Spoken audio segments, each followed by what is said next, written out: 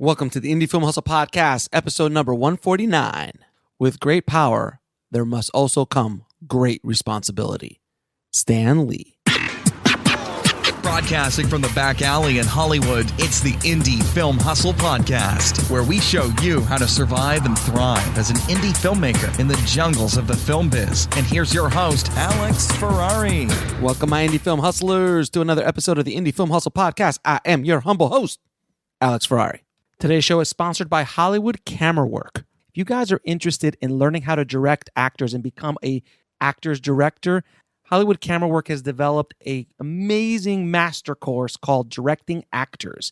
And it is almost 30 hours. And I've taken this course, and it is by far the most comprehensive directing actors course I have ever seen. So if you want to get access to this course, head over to hollywoodcamerawork.com and use the coupon code HUSTLE to get 30% off. That's hollywoodcamerawork.com and use the coupon code HUSTLE. So guys, I know last week I was only able to put out one podcast, which was the Throwback Friday podcast, and not do an original podcast last week. Last time that happened, I was sick as a dog, but I'm not sick this time. I'm just slammed. I've been blessed with a good amount of work, finishing up the show that I'm doing all the posts on for Hulu. The show Dimension 404. I put the trailer up on Facebook and people went nuts. Everyone really liked it. I'm super proud and super excited to be on it. And I'm hoping to get the Rocket Jump Boys on the show soon and talk about how they built up an 8 million plus following on YouTube and how they've built their empire, online empire up. So there's going to be more on that later.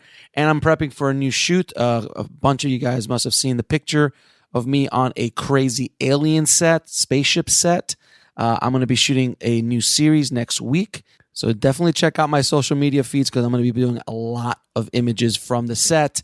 And I'll give you more information about that series coming up in a few weeks. So it has been kind of crazy. It is actually Saturday morning at 4:30 a.m. Pacific Standard Time when I'm recording this. This is how much I love you guys. I want to get you guys some fresh content. And next week, I will not be able to do this. So I wanted to kind of just get this podcast out to you. And it's an amazing podcast too, by the way. Today's guest is Greg Grunberg.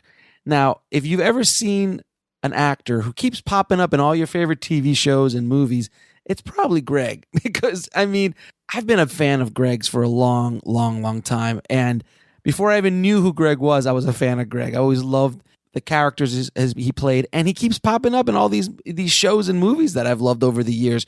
Shows like, little shows like Alias, Lost, Felicity, Heroes, and a super fun movie, Big Ass Spider, produced by friend of the show, Shaked. And he's also done a few little movies, Mission Impossible 3, Star Trek, the new Star Trek, all three of them. Lady Killers with the Coen brothers, J.J. Abrams, Super 8, and also that other little movie I forgot he was in, Star Wars Force Awakens. So if you guys know, I am a huge Star Wars fan, and I was so excited just to geek out with him about what it was like to be on that set alone is worth listening to this podcast if you're a Star Wars fan. But Greg is also a director, a producer, a writer. He does a lot of charity work, and he's one of those guys I wanted to get on the show because he is so down to earth and so open with his knowledge and information and experience he wanted to share with the tribe. I was just so excited to have him on the show, man. So prepare to geek out just a little bit and enjoy my conversation with Greg Grunberg. I would love to welcome to the show Greg Grunberg, man. Thank you so much for taking out the time and talking to the tribe, man. I appreciate it. Oh, are you kidding me? Come on, we're all in this together. Let's talk about it. Absolutely, man. Listen, man, I've been a fan of yours since the '90s. I have to say, and my first introduction to you was Felicity. Oh yeah, it was a fun time in the '90s. Yeah, that was my first, real break into having a steady gig. Something that I knew. Okay, I'm working next week, and then the week after, and the week after. It's a tough thing, man. You look at it and go, it's exciting to do a film. It's exciting to do an independent film or this and that. But when you get the opportunity to actually be doing something that you love on a weekly basis and know that there's work next week. It's just tough in our business. Oh, and yeah. that was my first one. And it was all thanks to my buddy, J.J. Abrams, that J.J. and Matt had sold that show. Because if you're J.J. Abrams, what other type of a show are you going to do except about a girl who's going off to college? I mean, it was just like, what? But, they're brilliant storytellers and they start with character first. And when you look at that series, I mean, you can watch it now, I think, on Netflix. And yeah, it's awesome. It just holds up. I mean, it's so beautifully done and well written. And I mean, I'm very, very proud of those years and the relationships I built there. When I was watching that, I was like, I want to go to college. I went to college, but I went to film school. It's a completely different environment.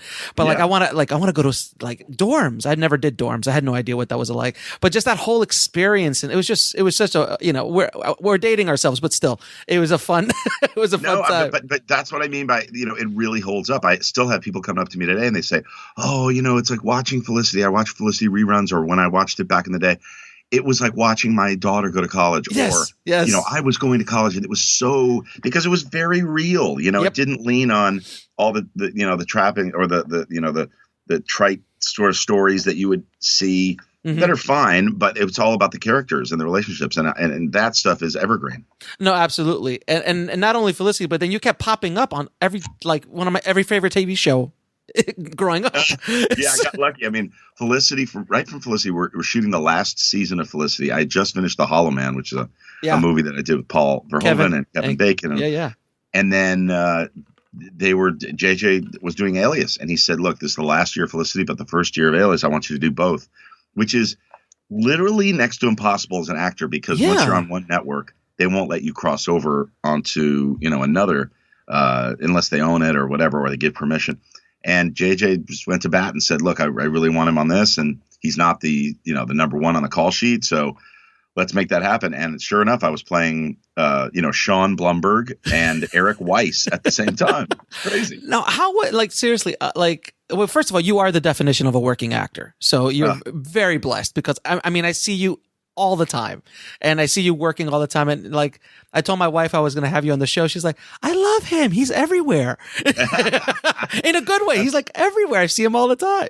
Yeah. I've been really, really fortunate, number one. And that I'm working with people that want to work with me again and again. I mean, as an actor, that's what you're, I'm also a filmmaker. I'm also a writer, producer, but as an actor, you're at the whim of people wanting to work with you. And I'm one of those guys, I think, that I'm versatile enough that I can play the cop, I can play the best friend, I can play the sleazy attorney, I can play the bumbling boyfriend, I can play, or the husband or father. So I love doing all that stuff, and I don't say no. I mean, I really obviously very rare. Obviously, sir. Yes, you work. There are some skeletons in my closet. Trust me. You look at my IMDb, and you're like, what? I don't even want to name them. I'm not bringing them up in this episode. But for the majority of, I've been really lucky. I've been on, Felicity, Alias, and Heroes, especially. Jeez, yeah. Those, I mean, who gets to do over 100 episodes of each show? It's just crazy. It's insane. It really, really is insane. And before we continue, I wanted to give a shout out to Shaked Burnson, who connected us. Yes. He was a former guest, a friend of the show, and of course he worked with you on Big Ass Spider, which is obviously Oscar bait, obviously. Yeah, but just like, and Shaked's the same way. I don't let people go. Like, they become part of my the business world and part of my friend circle, and sure. And we worked on Big Ass Spider together, which was an incredible experience. Everybody at Epic, they're just great. Patrick and Shaked. Shaked, though, is such a hustler, like we talked about, in the best sort of way. He's got great taste. He is just really good at putting projects together. He and Patrick really have a good business acumen, and then also, there's a good balance between finding stuff that the audience will like, but also stuff that you're not pandering and doing something that has already been seen. They really kind of look out for cool stuff. But we did Big Ass Spider together. I had such a great experience with Mike Mendez and especially Lombardo Bayard. I mean, that guy is a brilliant, brilliant actor. I brought him in. I got to be a producer on that movie. And then they came to me and said, hey, I'm doing this kids movie, Tiger's Tail. Will you be a part of that? I'm like, yeah. So I did that, which was great because then kids, I love doing that kind of stuff. Yeah. And then we did Tales of Halloween, which is that was a sort of a kind of an homage to, I played the same sort of character that I did. Claire Kramer and I got to do that together. We'll be right back after a word from our sponsor. And now back to the show. And now Claire and I have this documentary we're working on. So it's like, I don't let people go, Once you but Shikette is one of those that I'm happy. Shikette and Patrick, both, I'm happy to have in my life, and also love it when I look it down at my cell phone and it says Shikette or it says Patrick, I'm like, yes, please. I can't wait to answer the phone because it'll be something real. And the funny thing is that it's so true. Like when you find people you really want to work with in this business, you hold on tight. Yeah. Because they're rare. They're rare to find good people, that you really enjoy working with and actually get things done is another big plus. So those guys and are it's definitely that. It's also a mutual sort of situation. Like I call them with ideas and they take it seriously. It's not just, hey, we're calling you because we want you to be in this. We want to use your name to promote a film or whatever. I mean, they really are creative guys, and they also when you go through like frustrating moments creatively, because that's the creative process is tough, man. Yes, it is. And you're not always going to see eye to eye. You're never going to see eye to eye on everything. And to be able to come out the other side of these little petty things or big creative things and be friends and want to work together again, that's what it's all about. And, a good creative process has those ups and downs. It can't, if it doesn't, then it's going to be mediocre and milquetoast and red on the fence. And it's never something that's going to mean something. Big Ass Spider was that. I mean, it was at the beginning, they were like, okay, it's called Mega Spider. And, and Mike Mendez was like, no, let's do something different, whatever. Met with me. I said, I don't want to take this seriously. Everybody knows what Mega Spider is going to be. Right. It's going to be about a giant spider. It's going to be a sci-fi movie like Sharknado or whatever. Yeah. It's going to be, I want it to be more. And actually, I hadn't even heard of Sharknado. They were making that at the same time we made ours. Right. But it was like, let's do something. And then we improv the whole thing. I brought in Lombardo Boyard, who's one of the best actors I've ever worked with. He's so versatile. Right. He plays Jose in the movie. If you haven't seen the movie, you must see this movie because it's an example of, at the end of the movie, you go, was there a spider in that movie? Like, it's so entertaining. It's just, Mike Mendez did such a brilliant job writing, directing, producing, directing. And it was such a collaborative process between Shikette and Patrick and Mike, and especially Lombardo and I. We really had a great time. And Claire Kramer was great. Anyway, I can go on and on and on about But did you guys do a lot of improv in that movie? Oh, my God. Like every scene. Really? You just so it's kind of like a big, like structured Mark Duplass movie, but with a big ass spider. Yeah, actually, that's exactly what it was. And the writer was great, too. I mean, it was laid out. You have to hit certain beats for story. Yeah. But how are we going to get from here to here? And Bardo and I, while they were setting up, and we had no time, we didn't have the luxury of 6 takes. Right. It was, so we since Bardo and I spent a lot of time together, and then when Claire, we did our scenes together too, but we rehearsed right before, and we're like, nah, what about this? What about this? What about this? And Mike and Shikette and Patrick, they were happy with it. They're like, yeah, that sounds great. And not everything worked, but most of it worked, and it was just a really great experience. Oh my God, that's how I just did my first feature too, but without a big ass spider in it. But I'm so surprised to hear that a movie like Big Ass Spider was a lot of improv, which is awesome. Yeah. It's a really good thing. Bardo and I, Lombardo Boyard and I have a shorthand together. He was in a movie. I wrote a movie, co-wrote and starred in and produced a movie called Group Sex, which is all about it. It's a sexaholic recovery comedy. Fantastic. You had me at sex recovery. Exactly. By the way, if you have kids, don't ask them to Google group sex. Other things come up. You should not see. Exactly. Group sex film? No, not even that. You'll still get other stuff. No. But group sex, Tom Arnold's in it, Henry Winkler, me, Josh Cook, Odette Usman or Odette Annabelle. I mean, there's some great people in it. Really funny. Really, really funny. Larry Trilling directed it. Lawrence Trilling, who is so brilliant. He ran Parenthood and Goliath, and now he's just a brilliant filmmaker, and he's a good friend of mine. We co-wrote this together. He directed it. I produced it and starred in it. And it just was such a great experience. And that's again, you have to be malleable. You have to be, able to, and Lombardo Boyard is in that movie, and he steals every scene he's in. And as an actor, without an ego, which is, I have just enough of an ego to keep me going as an actor, but I want to be in a scene with somebody that I am entertained with, that blows me away, you know? Right. And that's what he does for me. So every opportunity I get, I want to be on screen acting with Bardo. You know? That's all. Now, what made you want to become an actor? Oh, you know, just throughout my life, I mean, you know, growing up as a kid, I was in theater and I always did the plays, and I love being creative. I love getting response out of people. I just loved it. And I never did it at the expense of other people. I never did any. I hate bully humor. I hate, you know, where you're making fun of somebody just because of something they can't help. But at the same time, you know, I don't mind self-deprecating humor. I don't mind being that guy that people are laughing at or reacting to. And I realized, wow, I could really, I'm good at this. I have an ear for what I'm doing, which what I mean by that is a lot of actors, and I had this very young, they just don't hear themselves speaking. Like, it's not natural. It doesn't flow. You don't buy it. And you're like, do you even hear yourself? Like, that's not the way normal people talk. That people don't finish sentences. Just because a sentence is finished on a script doesn't mean you have to, you know what I mean? The way I'm talking right now, I'm finding words. Make it your own. That's what an actor does. And if a director tells you that you shouldn't make it your own, walk away. I mean, my God, right. What the hell are we if we're not humanizing the words and taking it to the next level? That's what an actor's job is. And if you do it to a point where it disrupts the original vision, then of course. But if not, you know, you got to hear yourself. And I think I had that at a young age in elementary school and junior high, and then growing up with people like Matt Reeves and J.J. Abrams, and you know, there's a buddy of mine, Jason Brooks, who's just amazing, and these guys. I just started acting over the years, started doing commercials, started guest starring on things, and then my friends were in positions where they could hire me in bigger ways, and I was ready at that time. I mean, I you know, it's the struggle is sometimes really, really good. It's sort of your education. Oh yeah, the hustle. Oh, absolutely. Yeah, I mean, I tell people, acting wise and filmmaking wise too, especially today. You know, you have a cell phone. Make a film. Just shut up and make a film. Don't tell me you can't make it. Don't tell me this guy said no. I pitched him and he couldn't.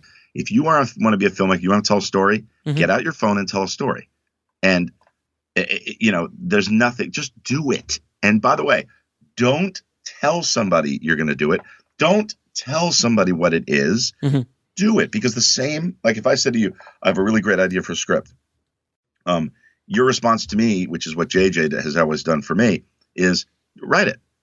Because if I tell you, if I go, all right, Alex, here's what I'm thinking about this, and then you go, oh, that's amazing. That's incredible. I love it. Oh my gosh. Okay, now I've gotten the reaction that I would have gotten, that would have carried me through the entire arduous, long, lonely process of writing a script. And I would have been that energy, the need for that reaction, the need for some sort of praise or somebody saying that sucks or whatever. That would have carried me enough to write the thing. Now I've gotten that reaction. I don't have to do it. And that's what I think is what hurts a lot of filmmakers. You're right. Because if a lot of times as writers and as creators, if you give an idea out and they go, that's great, you should do something. I'm like, yeah, it is great. Yeah. But then you don't want to write. It takes you longer to write. Yeah. And you already got the reaction that you're hoping to get at the end. Right. You know, it's tough. Like I have this graphic novel called Dream Jumper, which is I'm really proud of. Scholastic put it out. I partnered with an amazing illustrator and storyteller, Lucas Turnblom. Book 2 is coming out in September. It's called Dream Jumper. My son had a dream. He woke up, had a nightmare. He was like 13. I said, Ben, what happened? What is it? Tell me. And he goes, it was like I was a superhero. I go, oh, okay, cool. What?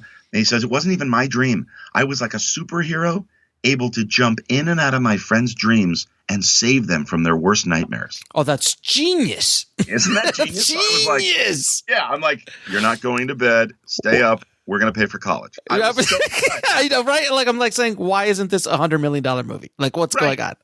So cut to a year and a half later, the book is in every school, Scholastic book fair, Paramount optioned it. They're making a movie out of it. Oh, that's awesome. Yeah, and book 2's coming out in September. But my point of bringing it up, not just for to promote it and tell people to buy Dream Jumper now, is also is that Lucas. I met Lucas at Comic-Con. We'll be right back after a word from our sponsor. And now back to the show. He's an award-winning illustrator, and he's sitting there and he's signing. And I go up to him and I go, "Hey, man." We had done some stuff with my charity before, and I said hello to him, and I said, "Hey, what do you think of this idea?" And he had the same reaction you just did. Mm-hmm. "Oh my God, that's genius." Mm-hmm. And he said, "We're going to write this whole thing." So over the course of a year, he illustrated the entire thing. That's 230 pages of 248 pages of 4 pictures per page. He did all this work. Mm-hmm. And then we went out and looked for a publisher.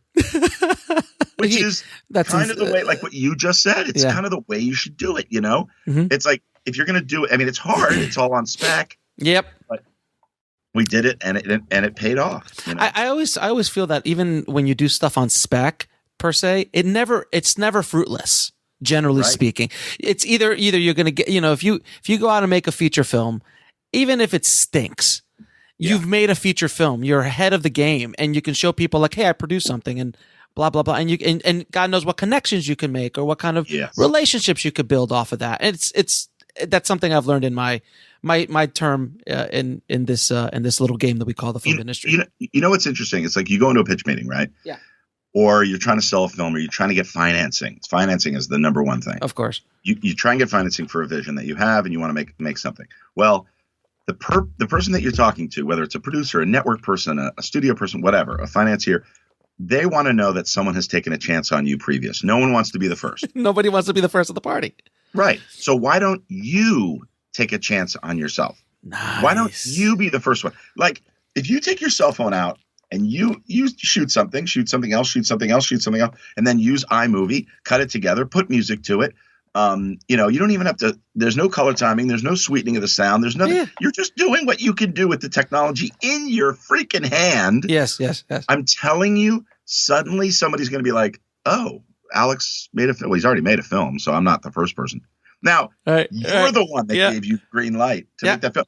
Why are you not taking a chance? It's like having skin in the game. I had an app years ago that I created, and it was interesting. It's like going out to get financing. People were like, well, do you have money in it?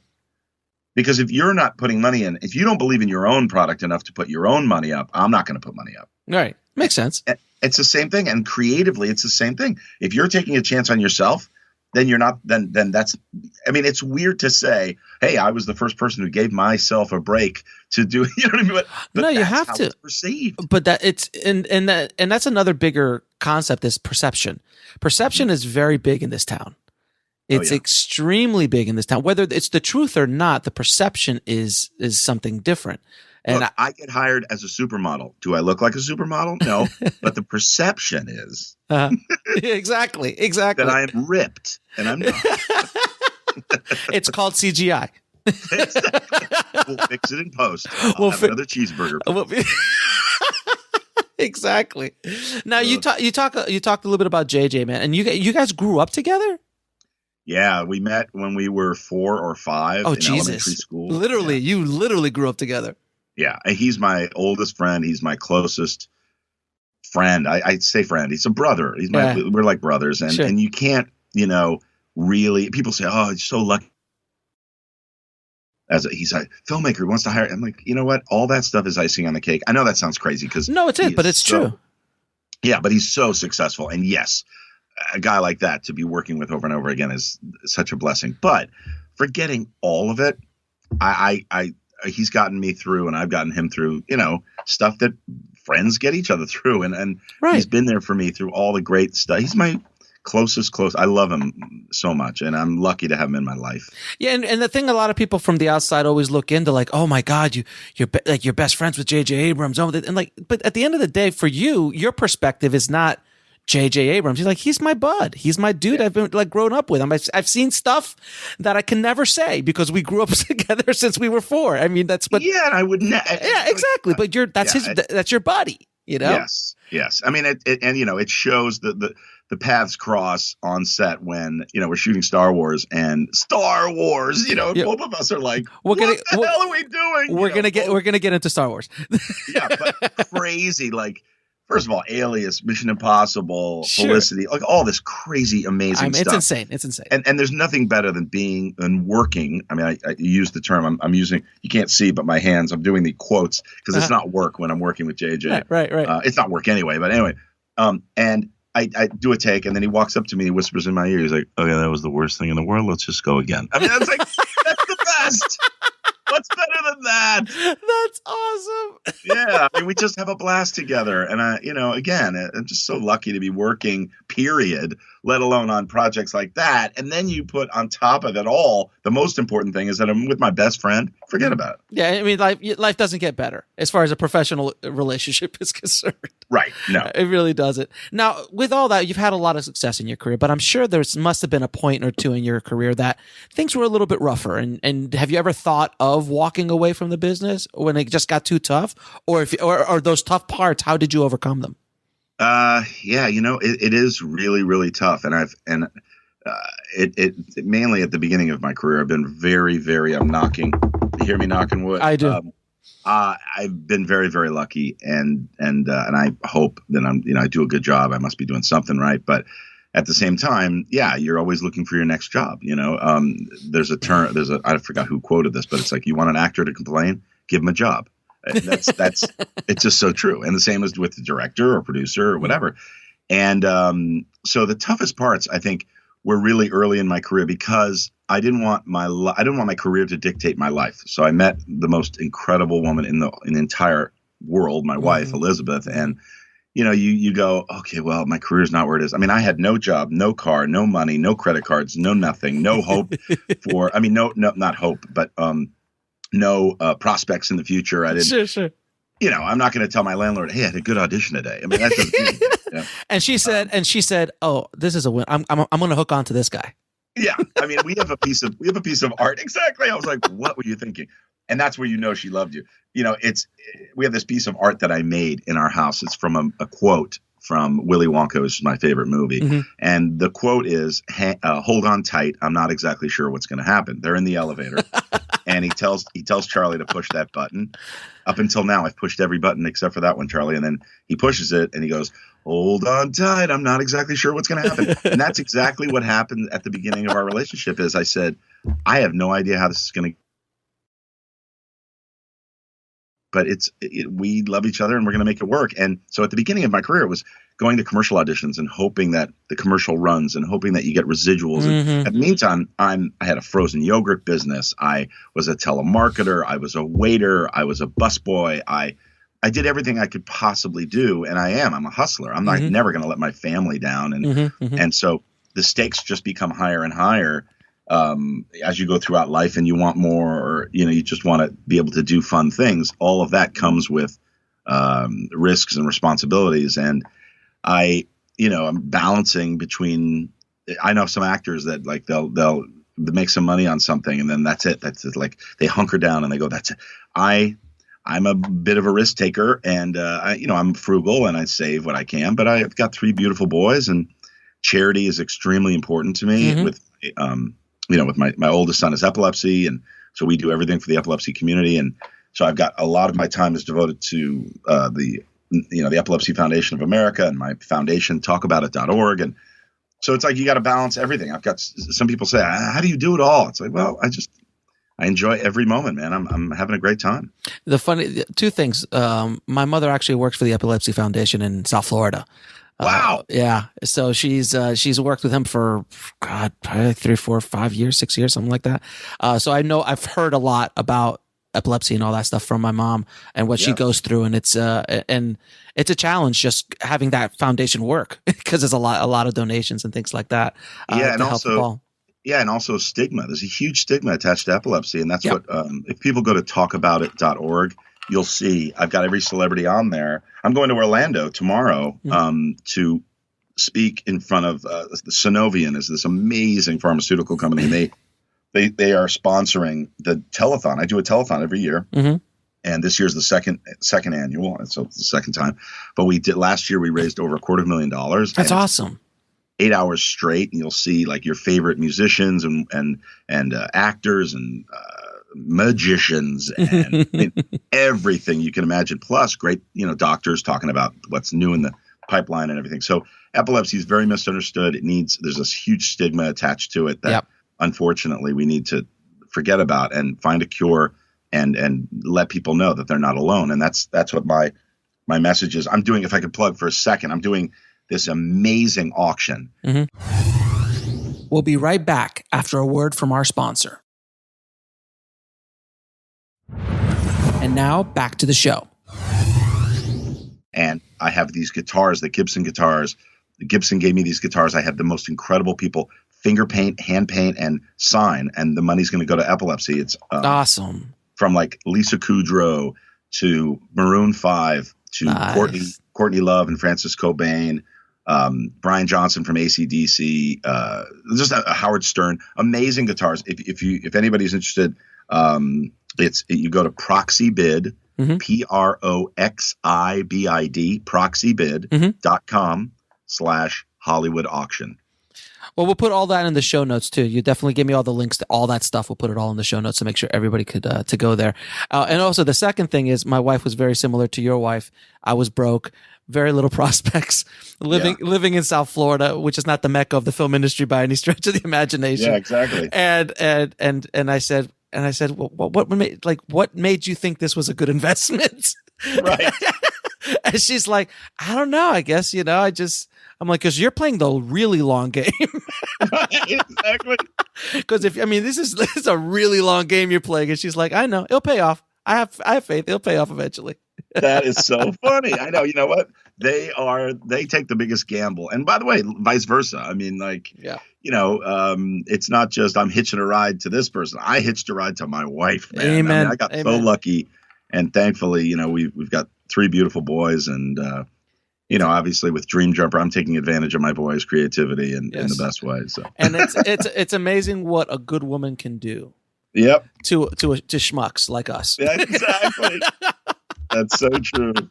So another big show that you worked on, man, that I literally just, I think less than a year ago, my wife and I actually watched the whole thing again, was Alias.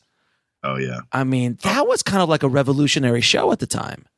Yeah, I've been a part of these shows. I've been very fortunate, especially in the genre. I'm going around doing all these Comic-Cons, and Alias is one that really did touch a nerve. And at that time, again, J.J. Abrams, and he just really, it was something really forward thinking. It was, and Jennifer Garner. Did she kill it in that role? But Victor Garber and Michael Vartan and Carl Lumley and Ron Rifkin and all these guys. It was such a great experience. I had just come off of working on Felicity with some amazing people, Scott Speedman, Scott Foley. Oh, yeah. Good friends of mine, especially Foley and Robert Patrick Benedict, who's on Supernatural, and Kerry Russell and Amanda Foreman and all these great people. And then I go and now I'm working with the old guard, people that not Jen and Michael, but these other seasoned actors who really appreciate the opportunity for good material, to have a steady gig. And I learned a lot from each one of them. Not that I needed to be humbled or anyone needed to straighten me out at all, but you pick up things from other people, filmmakers.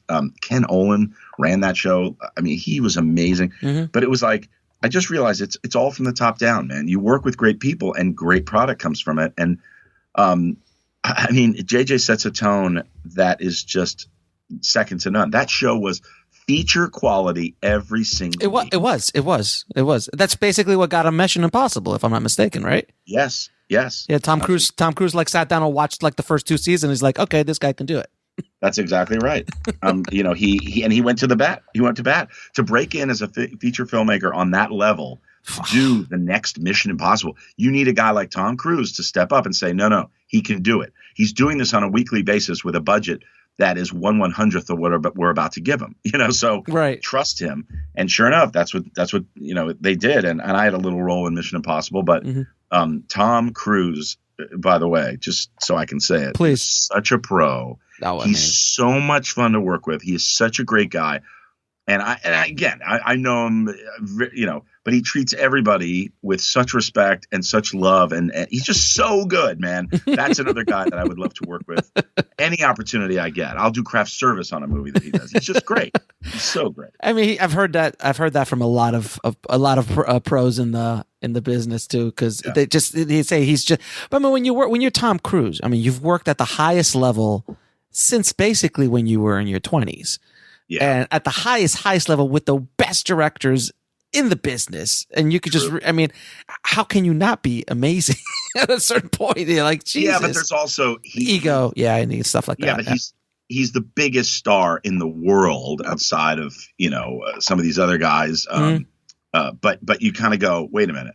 He's got to have an attitude. Like, he can't be. Oh, no, of course.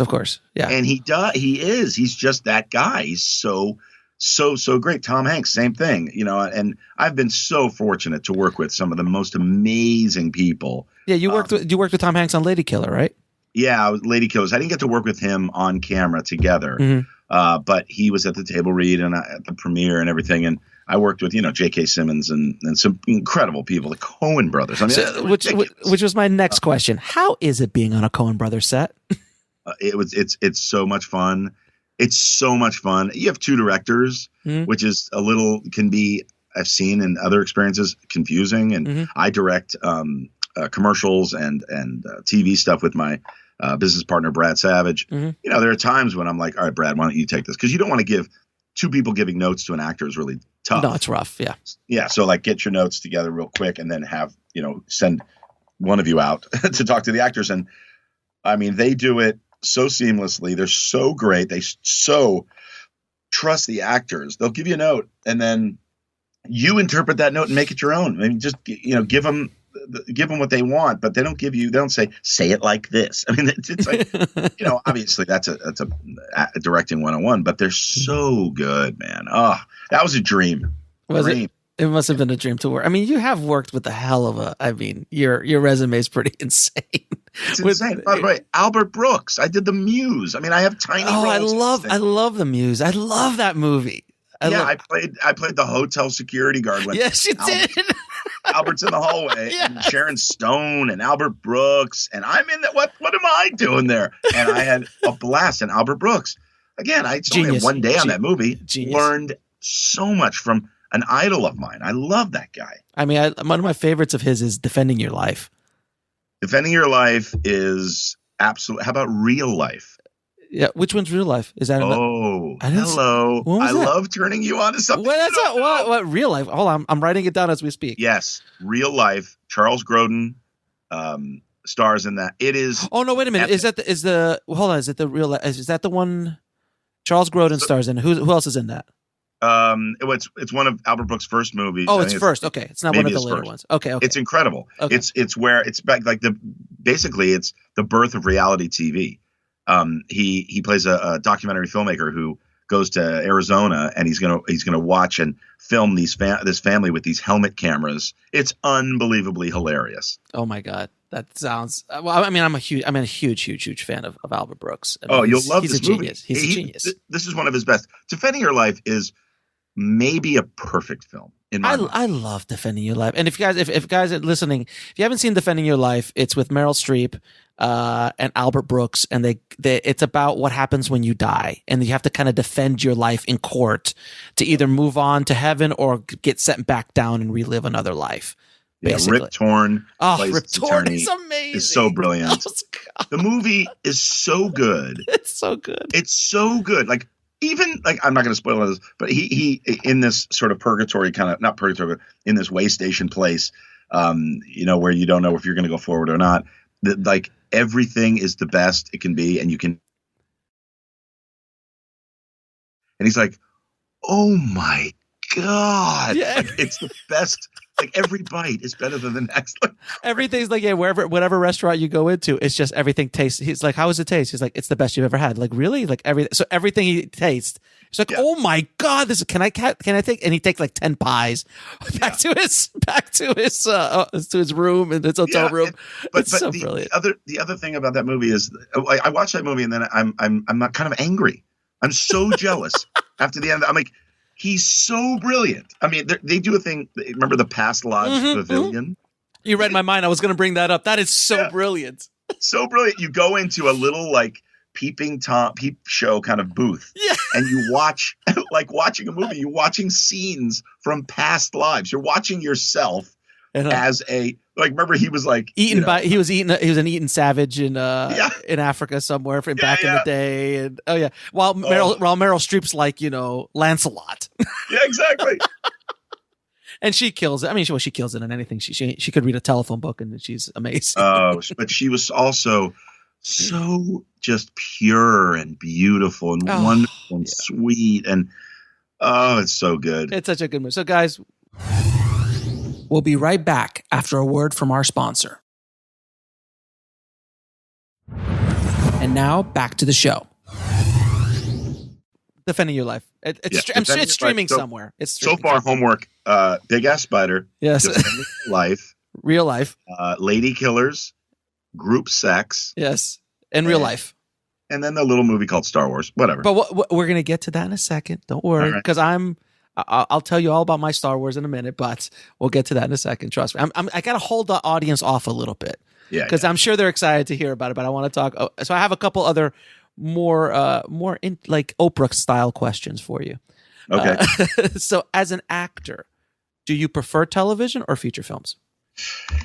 That's a great question. So, as an actor, I love the ability to kind of not correct, but to adjust where my characters go, where my characters, like on, Matt Parkman. I mean, there were things in Heroes that I was able to do knowing, okay, well, next episode I can make him, or I can plant this seed here with my eyes and the way I say something, and knowing that the story is going to arc this way or that way. I've got 22 episodes this season and hopefully, years and years to go. In features, you're making a choice that's going to live forever. And, so there's a finite amount of time and takes, and you better nail it. And you better really have, like, this is who I am. At the same time, you don't want to be one note. So, and also as we shoot out of order. So you really have to have in your head what is going on in this script and features. And it's a little bit more of a difficult process. The other thing is it's also really tedious. On a big movie, you shoot a 1.5 to 2 pages a day. Mm-hmm. And there's a lot of pages to a script, especially with special effects and action and stuff. And so when you're off TV, you don't have that luxury. So you're at 6-8 pages a day, you're moving, you're cooking, but you also know, okay, I didn't really get the point across here that I love my family as much as I want to. And it's tough. I don't know. It's a tough question because look, on Alias, there's 10 characters to service. Mm-hmm. I'm 1/10 of that show. Mm-hmm. So again, it goes back to the feature thing. You better make an impression in those 3, 4, 5 minutes that they're going to give you per episode. Mm-hmm. So I try and steal every moment that I'm given. Mm-hmm. I really do. I mean, I try and make the most of everything. I'm like, I feel like I make taffy. They give me a little piece of candy and I stretch it. And then in the editing room, they're like, my God, get to it, Grunberg. Now, what do you look for when you're working with a director as an actor? As an actor, I want the director to hear me as much as he wants or she wants me to hear her. Mm-hmm. That's really, really important. So, I watch someone like Larry Trilling, who's brilliant at this. JJ's brilliant at this. Matt is great at this. They'll let an actor find their moment, and you can do it in blocking rehearsal, and I'm talking about prepared actors. Don't come to the set not prepared and then start crying about, or complaining about the dialogue or whatever. You have plenty of time to do that before.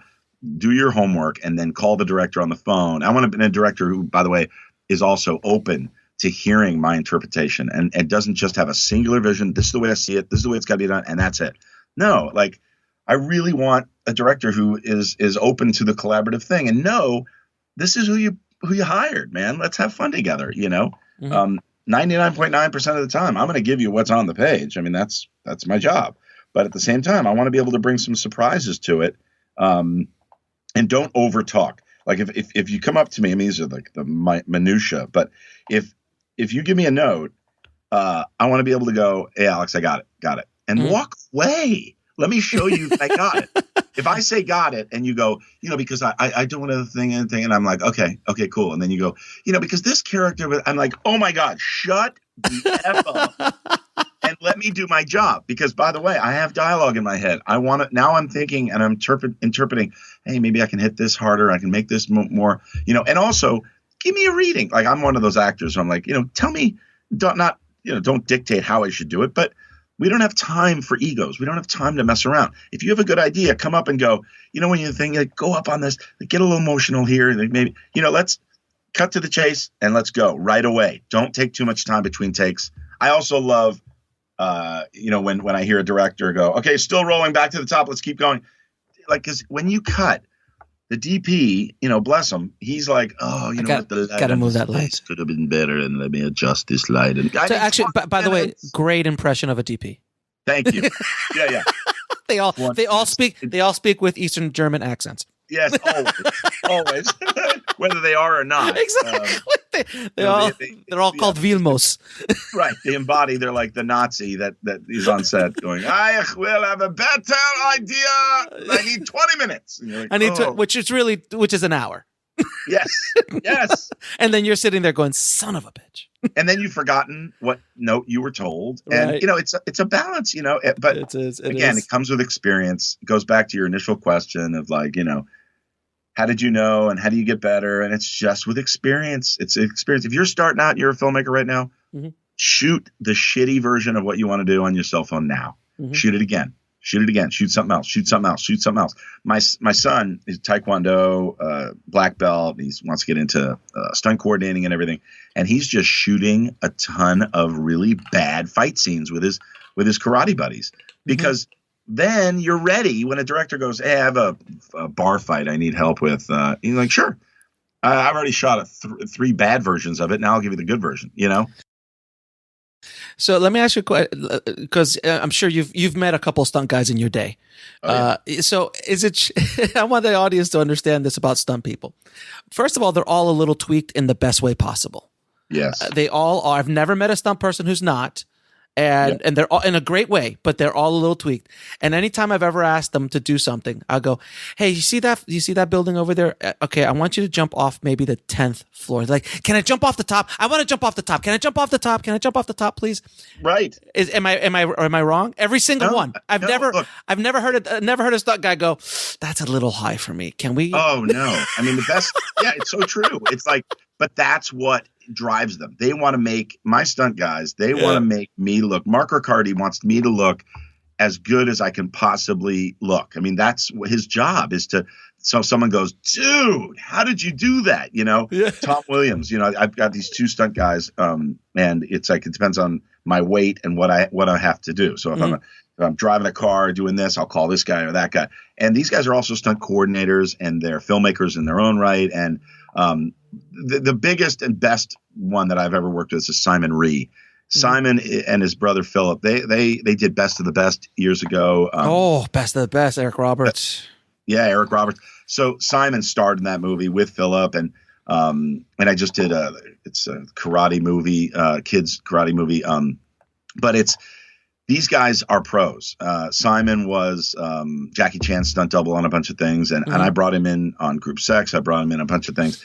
They're just they're the best, and like you're exactly right. Like, by the way, so Heroes Reborn. I'll give you a stunt story. I love driving. I'm a car guy. I'm a driving nut, and so I've got this Crown Vic, and I'm driving, and they go, okay, and I've got an actress in the car with me, and they're like, all right, so the camera's down low, and we're about a quarter mile away, and we want to see you approaching, but then when you go by camera, we really want to get a sense of the speed. So I do it, and I'm going like 70 miles an hour. They close the street off. The police close the street. Sure. We're talking about half a mile to 3/4 of a mile. Sure. In all. And they go, just hit it, and you don't have to go that fast, because the depth perception, so I do it, and they go, yeah, that's not that fast. Let's do it again. I do it again. Now I'm going 85. That's not that bad. I'm like, all right, guys, this is it, and you're going to love it. And I turn to her, and I go, hold on tight. And it's like, so stunt guys aren't crazy. I'm crazy, too. I hit it at like 125 miles an hour. Oh, Jesus Christ, dude. Yes, seriously, dude. That's a bit much. Yeah. I went past the camera and it was just like, and they just loved. They were like, "Yeah, that's it." Of course it is. Yeah. Should I have been doing that? No. No, But I absolutely love it. not. I love it. There's also, they could have just undercranked a bit. Yeah, you think so? I'm just saying, at 85, you could have shot at 20 frames. You would have been all right. Point made. Right. I'm just saying. Yeah. Just saying. Now, so you've told us a lot of amazing stories about all the positive times you've had on set. Can you tell us one horrendous story without naming names? A horrendous story. Yeah, without naming names. Or movies. Faye Dunaway was. We'll be right back after a word from our sponsor.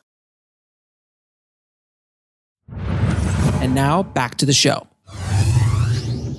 I was on the set of Alias. Yeah. And I love that you just for some reason the actor on the other side, and I'm not going to say who it was, Faye Dunaway, was she just decided that she was going to make faces at me while I was doing my side. Why? I don't know. I do not know. And we got her side because she's a good actress. All right. Faye Dunaway. And then we turn the camera around and they're on me or my side, whatever. And off camera, there I am looking at her, and it's nothing funny about the scene. And she's making faces. She's making like these really weird elastic faces with her mouth. And I'm like, what a bitch, man. But you told her, please stop doing this? Of course. I told the director. The director went over and told her and said, what are you doing? Stop. What are you doing? That doesn't make sense. And it's. Oh, she kept doing it. Yep. Oh, son of a bitch. Yeah. I mean, and very, very famous. I don't want to say her name, Faye Dunaway, but very famous actress who I respect in a huge way. I'm like, I don't know. This must be some process. Did you do something to her? Did you do something to her on the set that day? No, she didn't. She didn't just do it to me. She did it to other actors too. Oh, she's just being a bitch. Got it. Yep. Got it. Wow. It's that's pretty remarkable. Yeah, I mean, it makes for a great story. It does. And again, I am not one to sling mud. I don't want to talk out of school, and I would never tell you who it actually was, Faye Dunaway. But right. I just want to make sure that I'm clear about that. Fair enough. Of course, because you wouldn't want to hurt your reputation in the business. I understand. No. I mean, every one of that, actors' movies I want to be in the future. Absolutely. So you did this little independent film called Star Wars. Yeah. with just an old school buddy of yours, JJ. Just got together, got a couple friends together, and decided to go make a movie. Yeah, let's get in the van. Let's see what happens. Let's go put on a show. So that happened the same way that Lost happened. I was the pilot in Lost, and JJ's doing these huge things. And of course, my first call, the first thing I say on the phone is, "Oh my God, dude, congratulations. This is going to be huge. You're going to make this incredible," because he does with everything he does. And then the second thing I say, and he knows it's coming, is, "What am I playing? What am I doing?" Right. And of course, I planted that in his head, and he goes off and he's writing and planted it in his head again. And he's like, "Oh no, I'm thinking. And it's hard. There's so much on his plate. And he's trying to find a spot for you in Star Wars. Yeah, I mean, that's the last thing you should be thinking about. Sure. But the friendship is over. But the friendship is over if I don't get a part of Star Wars. Yeah, exactly. No, but it's the idea of, look, and I say this on everyone because he just keeps doing bigger and bigger stuff. I'm like, you know what? This one I really mean it. Like this one we have to do together. And he'll call me and go, "Hey, I'm doing something. I really want you to be in it. I want to hang out. We're going to be at Pinewood Studios together, shooting Star Wars. I mean, If it was LA, I'd be right there next to him without any job on the movie. I don't care. I want to be with my buddy. Sure. But this is Star Wars. Anyway, he says, "I think I found something for you. It could be really cool." And I fly to London not knowing what I'm going to do. And I get there and I walk. They were having Chinese. It was like, before they started shooting, and the whole cast was sitting in this restaurant. And I walked in and I forgot who said it, but somebody yelled out, "Hey, there's Snap Wexley." Larry Kasdan. Like, there's Snap Wexley. And I'm like, oh my God, there's Larry Kasdan. I was going to ask you, like, what's it like if I get Larry Kasdan, Carrie, God rest her soul, and Harrison, and Kathy Kennedy. Kathy Kennedy. She's one of the, if not the best producer ever. Right. And you're like, I'm so lucky to even be here. Eating Chinese. Yeah, but the whole cast is there. I didn't know who most of these people were. Right. I mean, I just didn't. And you mean the young cast, the new guys coming up? You mean? Yeah, Sure. yeah. And so I was like, hey guys, hey, how's everybody doing? And he says that name, and I'm like, that sounds kind of cool. I don't know what that is, but that sounds cool. And then over the course of dinner, they're like, yeah, you're an X-Wing fighter, and I was like, what? I'm an X-Wing fighter. What? Yeah. It's basically a childhood dream, basically at that point. Yeah, I mean, what do you do as a kid when you're playing Star Wars with your buddy JJ? You and at 14, what were we doing? We were in his room pretending we were X-Wing fighters, or sure. It's just one of those things that's the role you want. Now, Stormtrooper, of course, would have been unbelievably cool to be even an extra anywhere, something. But to actually get to do that, unbelievable, just ridiculous. So what's what's the coolest story you have from the set? Like walking on the set and just like, what's the coolest? I just told this at Salt Lake City Comic-Con, Uh-huh. and by the way, I'm going to be in Dubai at the Middle East Filming Comic-Con, and then going to Indie Pop in Indianapolis. So I'm really excited about it. I've got this new show with Kevin Smith called Geeking Out. So I'm like now going around all these conventions and stuff, which I never did before. And I'm just absolutely loving it, man. Mm-hmm. I love geeking out with the people at the shows. And I was going to ask you about Comic-Con next, but so tell us your story. Tell your story. Star Wars. I just told this on my panel, and it was just walking onto the set of the Millennium Falcon was a religious experience for me. I've been to Israel, and I was more emotional walking onto a fake Millennium Falcon than the Wailing Wall in Israel. I mean, for me, it was so amazing. And then to be in the Rebel base with these guys, and everything was secretive. Don't take any pictures. You can't say anything. You can't, obviously don't take anything. And you have to be cloaked in a big black cloak, and, because there were drones and there's paparazzi and all of it. It just, when I walked on that set, and I was like, I am standing in a place that is, again, it's hallowed ground. It's hallowed ground. Yeah. Even though it wasn't the actual Millennium Falcon from the 70s, it's still hallowed ground.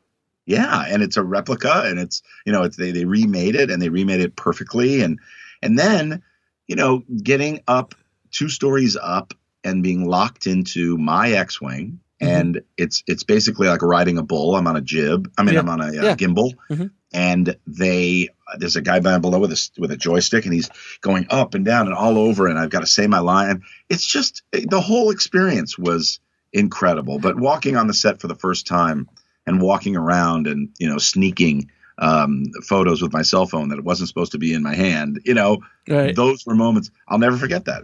But mainly it was, looking at my best friend and the two of us with our mouths, our jaws on the floor going, what are we doing here? Well, I mean, in all honesty, though, I mean, a lot of people, talk about whether they liked it or didn't like it and all that kind of stuff. But I loved it. I thought it was a great way. And I think he was able to do something that was honestly almost impossible, to live up to the real Star Wars trilogy, not the prequels, but the real Star Wars trilogy, and bring it up to a new generation.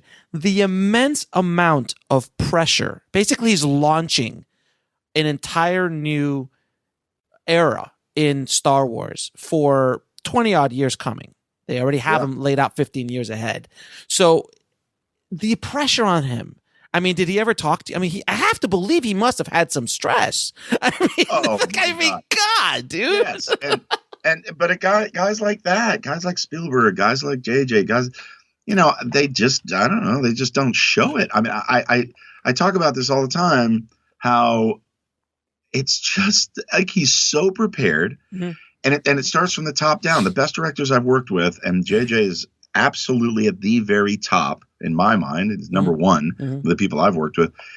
He's so prepared and he's so relaxed that it's almost like there were nights when we would spend every moment together, right? So we go to dinner and we'd be walking around London, and I'm like, dude, you have 7 a.m. tomorrow morning. You're shooting at a pretty amazing scene in Star Wars. Shouldn't you be at home looking at storyboards and doing the thing? And he's like, yeah, no, I got it. I mean, I'm good. I'm good. Yeah, and he was good. It wasn't like he was winging it. He does his homework. He's so prepared and so brilliant, and so it seems effortless, but it's not. That's the thing. And God, I have to say, like, I direct commercials, and I direct a bunch of things, and my favorite thing is working with actors and stuff. But there is really a gift, and you can, I'm sure, attest to this, between making something that could work on a television or a computer, and now on a cell phone, and making something that is absolutely only suited for a big screen with a big experience. And we'll be right back after a word from our sponsor. And now back to the show. Having all of the elements. I mean, JJ is so adept at every single one of the arts that goes into making a film. He knows about special effects. He knows about music. He knows about to the point where he's good at all that stuff. And that I saw when I was a kid. I mean, he's just it was just super creative. Jon Favreau, same way. Spielberg, the same way. These guys they know about every aspect of filmmaking. And I think that's what makes a great director. And then what I think JJ did great with Star Trek and Star Wars is he leaned on the characters. There was all this mystery about, like, they're showing the Millennium Falcon. It's like, dude, we saw that in the 70s. That's the same ship.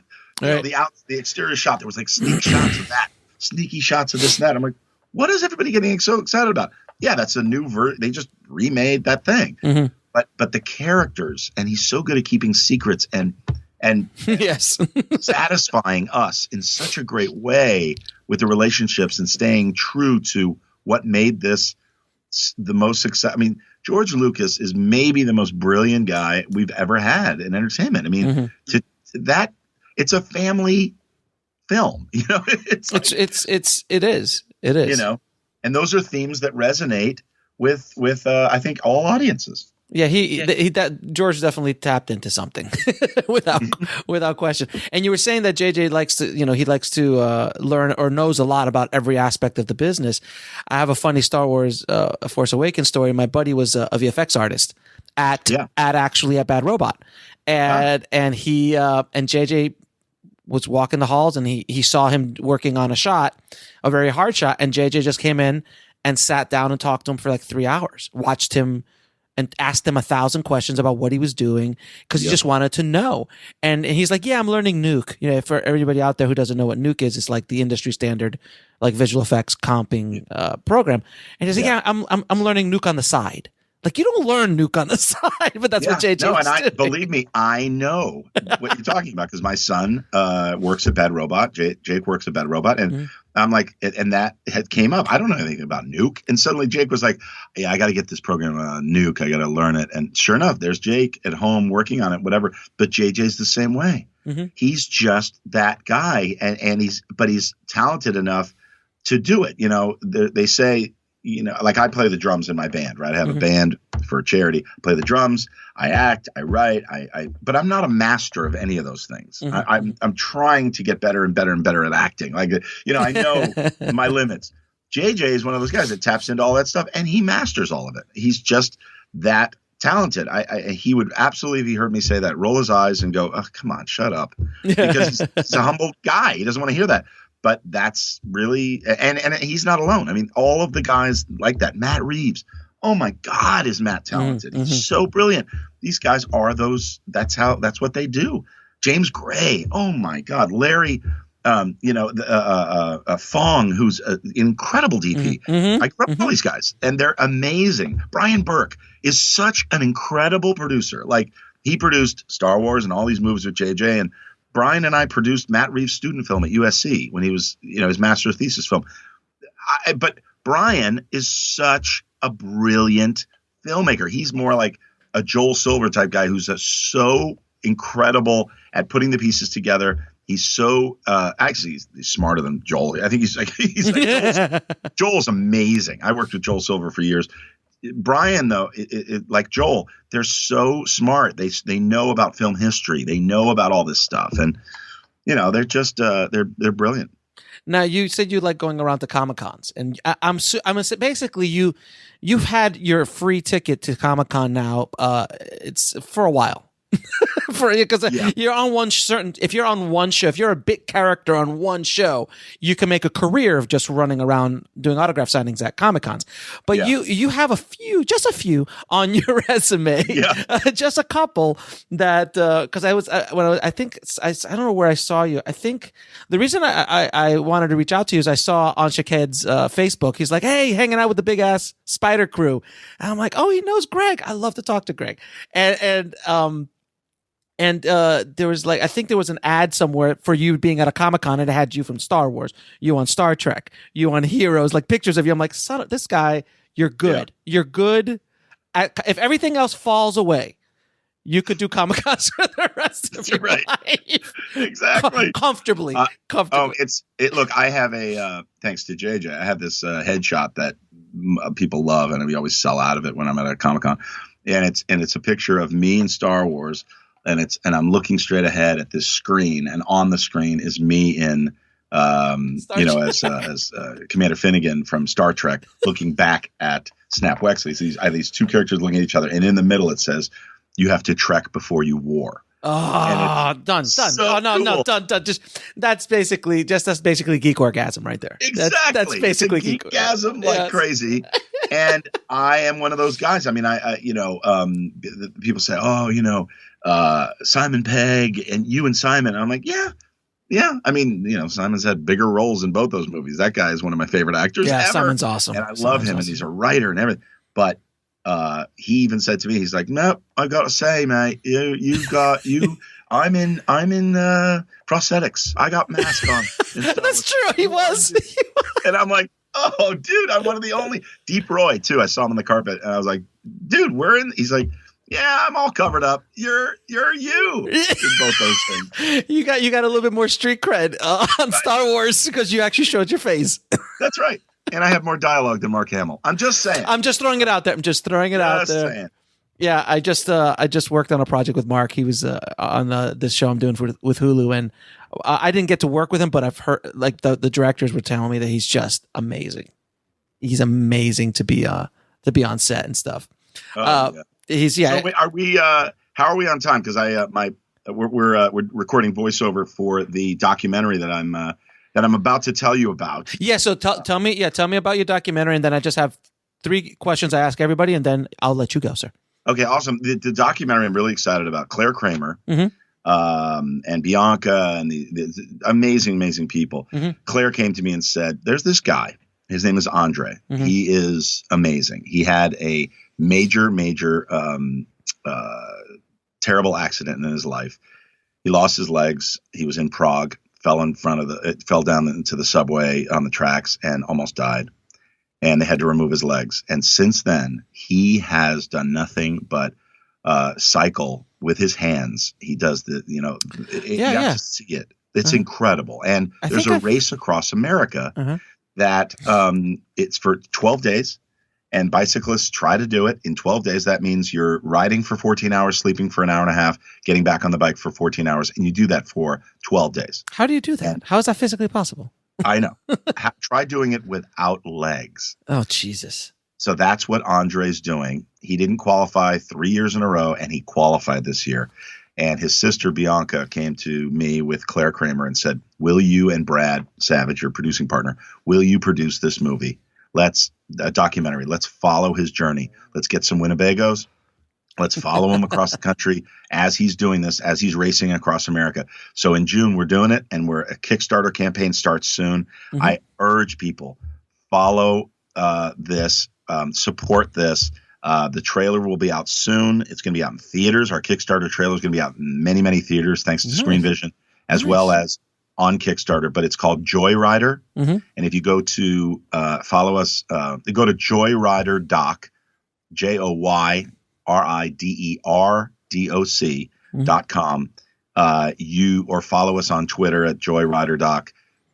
It's really going to be something. This guy is an extraordinary guy, and he's a testament to not letting anything stop you. And I think we can all really kind of learn from it and get inspired by it. And he's also a character. He's just terrific. Make sure you send me all those links, and I'll put them in the show notes as well. And then the last two questions I always ask all of my guests: what is the lesson that took you the longest to learn, whether in the film business or in life? Focus, and the fact that you can't do everything that you get presented an opportunity to do.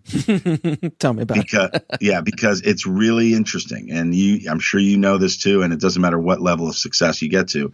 I've had an opportunity to, things get brought to me all the time, or I come up with ideas for things.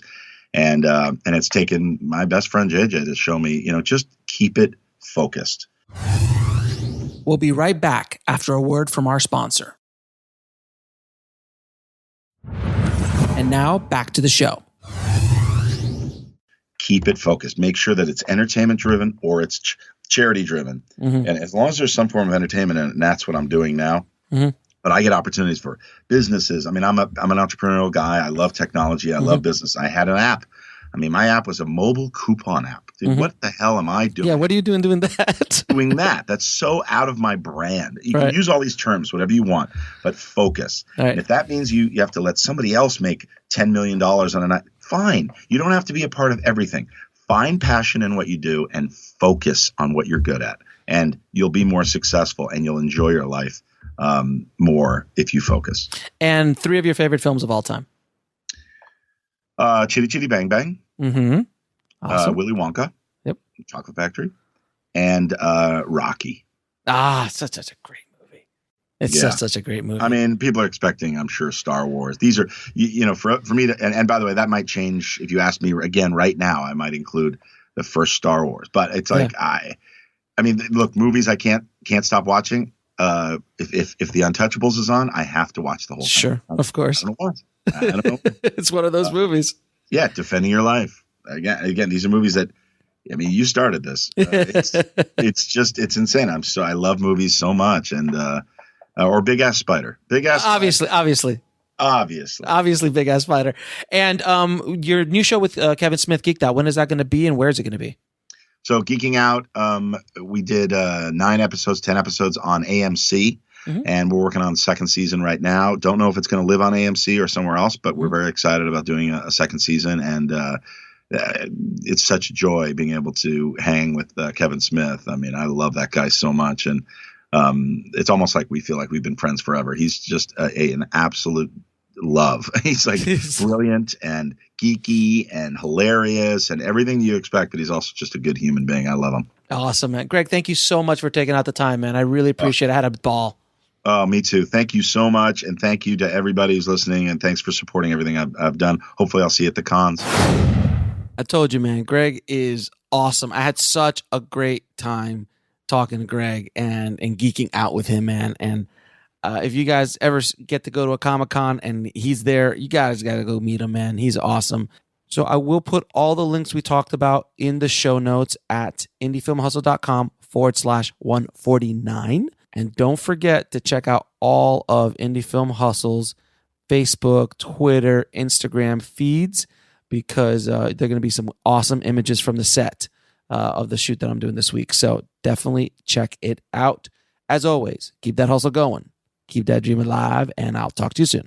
Thanks for listening to the Indie Film Hustle podcast at indiefilmhustle.com. That's INDIEFILMHUSTLE.com.